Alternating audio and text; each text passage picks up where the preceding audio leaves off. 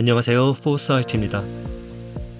오늘부터 제가 큰맘 먹고 매우 민감한 이야기, 좌파와 우파에 대한 역사 이야기를 해볼 겁니다. 근대 이후의 인류 사회, 즉 1760년대 영국의 산업화와 1789년 프랑스 대혁명을 기점으로 본격 출발한 이성과 과학의 시대에서 각자가 추구하는 삶의 방식과 이해관계가 충돌할 때 그것이 어떤 이념으로 표출되었는지를 살펴보려는 것이죠. 영국 역사 중에서도 특히 정치 문화를 살펴보는 데 있어서 매우 중요한 동시에 기초를 이루는 지식이기도 하고요. 우리나라를 포함한 전 세계의 정치 역사를 이해하기 위해서도 핵심 사항이죠. 원래도 그랬지만 최근 우리나라 정치를 바라보고 있노라면 양극화가 너무 심해져서 여기서 과연 대화나 타협이라는 게 가능하긴 할까 하는 생각이 듭니다. 물론 우리만 그런 건 아니죠. 트럼프와 해리스가 서로 못 잡아먹어서 안달인 미국 대선을 봐도 그렇고, 영국 의회에서 보수당과 노동당이 설전을 벌이는 걸 봐도 그렇고, 양쪽으로 나뉘어 싸우는 건 어디나 비슷합니다. 그런데 우리가 서로 싸우는 모습은 이상하게 훨씬 더 볼썽사납고 품위도 떨어지는 것 같고, 민생과는 너무도 동떨어진 이슈로 누구를 위해 싸우는지도 모를 지경으로 치닫는 느낌이죠. 저는 정치학자도 아니고 정치평론가도 아니고 역사가이기 때문에 유튜브 채널에서도 현재 이슈에 대한 직접적인 분석은 삼가려고 합니다. 그럴 능력도 없고요. 다만 그런 이슈가 심각하게 과열될 때는 우리 다 함께 뒤도 한번 돌아봅시다. 우리가 지금 이 이슈를 제대로 이해하고 있는지, 상대방을 제대로 이해하고 있는지, 이런 방식으로 싸우는 게 바람직한지, 우리 선배와 선조가 걸어온 길을 인류 차원에서 다시 살펴봅시다 하는 차원에서 현재 이슈와 관련된 역사 이야기를 해보는 것 뿐입니다. 정치인, 언론, 학계는 물론이고 우리도 너무 쉽게 당연지사라고 간주하는 개념들부터 해체해서 그 역사 맥락을 복원시켜 볼게요. 그래서 1번 타자로 우리가 너무나도 지겹게 듣고 있고 너무나 아무렇지도 않게 사용하고 있는 좌파와 우파 개념부터 건드려 보겠다는 겁니다. 사실 이건 매우 민감한 폭탄이라 자칫하면 제 의도와는 상관없이 댓글끼리 서로 싸우는 이념의 격투기 시합이 전개될 수도 있어요. 하지만 채널 운영자 입장에서 보면 그것도 뭐 나쁘지는 않으니까 일단 저질러 보겠습니다.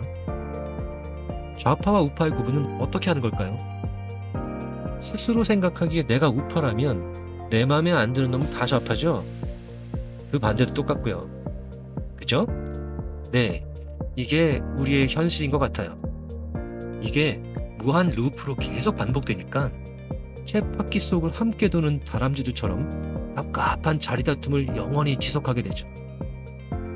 하지만 이런 행태는 극단적인 일반화인 동시에 심각한 수준의 어휘력 부족입니다.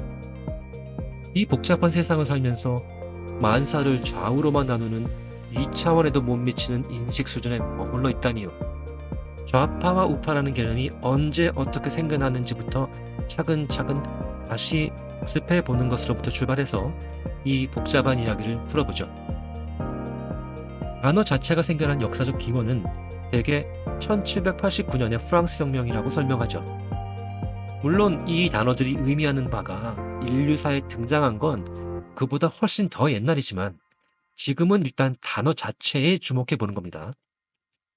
혁명 초창기에 국민의 대표들이 모인 국민의회에서 의장이 바라볼 때 오른쪽에 앉은 사람들은 우파, 왼쪽에 앉은 사람들은 좌파라고 불렀다고 하죠.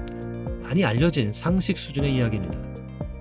오른쪽엔 입헌 군주제 등을 주장한 온건 개혁파, 왼쪽엔 공화정 등을 주장한 혁명파가 앉아 있었던 것이고, 전자는 지롱드파로 대표되고 후자는 ዣ코뱅파로 대표되죠. 실상은 더 복잡했지만 간략하게 설명드리는 겁니다. 제가 프랑스사도 배우긴 했지만 전문가라고 할 수는 없으니까 요 정도로만 얘기할게.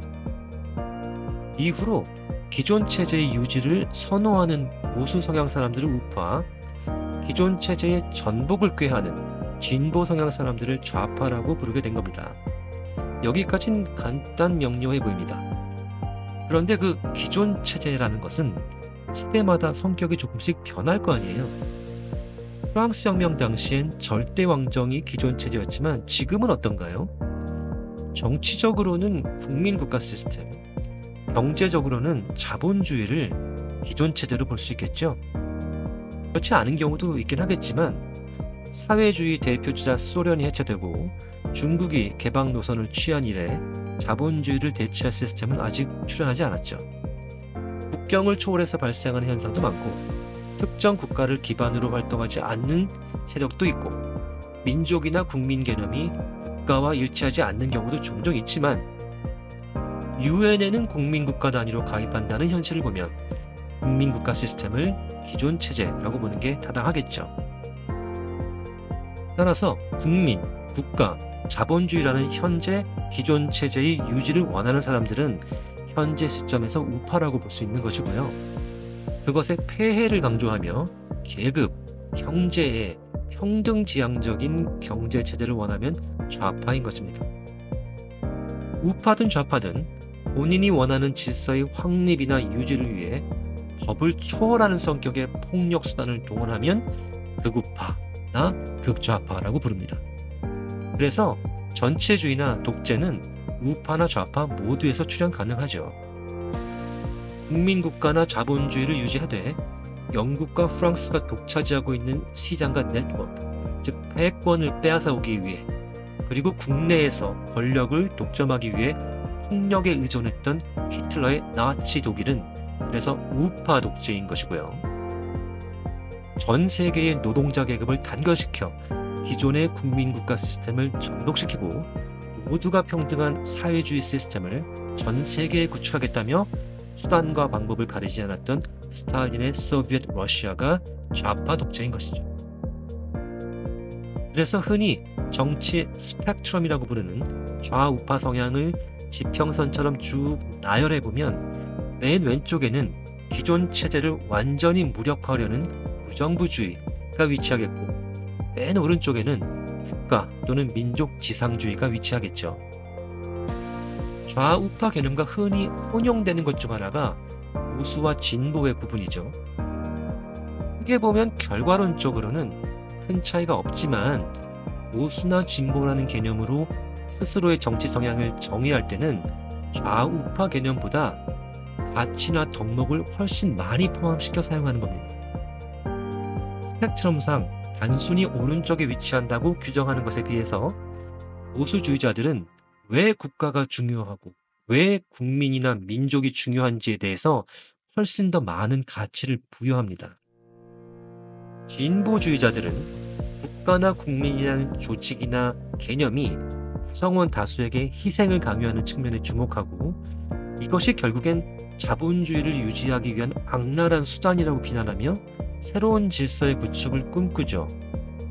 프랑스나 독일 등의 수많은 정치 이론가와 철학자들이 보수나 진보에 대해서 다양한 이론을 제시했는데요. 영국은 우리 입장에선 매우 다행스럽게도 그런 복잡한 관념적인 이론화를 혐오해서 최대한 쉽고 명료하게 현실적으로 설명을 합니다. 1789년에 프랑스에서 발생한 혁명을 보고 영국의 정치인과 지식인은 화들짝 놀라 여러 반응을 쏟아내는데요. 그중 대표적인 인물이 에드먼드 버크와 톰 페인입니다. 근대적인 의미에서의 보수주의와 급진주의, 즉 레디컬리즘의 아버지라고 각각 불리는 분들이죠. 이분들이 보수와 진보를 어떤 방식으로 설명했는지는 다음 방송에서 이야기할게요.